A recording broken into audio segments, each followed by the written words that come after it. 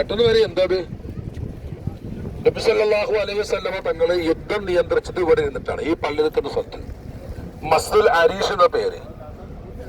റമളാൻ 16 അന്ന് നബി സല്ലല്ലാഹു അലൈഹി വസല്ലമ തങ്ങൾ ഇവിടെ എത്തി. ഇവിടെ ഒരു തുണിപ്പന്തൽ ഉണ്ടാക്കി റസൂലാക്കി ഇരിക്കാൻ. റസൂലയും സഹാബത്തും അതിലിരുന്ന് റസൂല നിയന്ത്രിച്ചു. ഇവിടെ നിന്നിട്ടാണ് ശത്രുക്കൾ റസൂലാനെ വന്ന് നോക്കുമ്പോൾ മുസ്ലിങ്ങളൊക്കെ എന്ത് ചെയ്യാണ്, പല്ല് തേക്കുന്നത് കണ്ടിട്ട് അവര് പറഞ്ഞത് ഇവർക്കെന്തോ പുതിയൊരു ആയുധം പോലെ ഉണ്ട്, അത് പഠിപ്പിച്ചുകൊണ്ടിരിക്കുകയാണ്. അപ്പൊ സുബൈക്ക് ആയുധം തേച്ചിട്ട് എല്ലാവരും പല്ല് കയറുന്നു. അത് കണ്ടിട്ട് അവര് പേടിച്ചു. എല്ലാവരും കൈ ഒരേപോലത്തെ റാക്കാണല്ലോ. അപ്പൊ ഇവരെന്താ ആയുധങ്ങൾ ഉണ്ടാക്കിയിട്ട് പ്രത്യേക പരിശീലനം വിചാരിച്ചു. യുദ്ധത്തിൽ തുടക്കം കുറിച്ച സ്ഥലമാണ് ഇവിടെ ഉണ്ടായത്. ഹൗദിന്റെ സ്ഥലത്ത് പിന്നെ ഒരു സിമന്റിന്റെ മറ്റേത് കണ്ടപ്പോ ആൾക്കാരായി പൂജിക്കലും അതൊക്കെ തുടങ്ങിയപ്പോ ഈ ഹജ്ജിന് ശേഷമാണ് പൊളിച്ചത്. വലിയ ഹൗല് അബുറ്റ ഹംസ പാടി ചാടി ആ ഹൗല് യുദ്ധത്തിന് തുടക്കം കാരണം ഞാൻ ബസ്സിന് പറഞ്ഞുതരാം, പറഞ്ഞുതരോട്ടെ.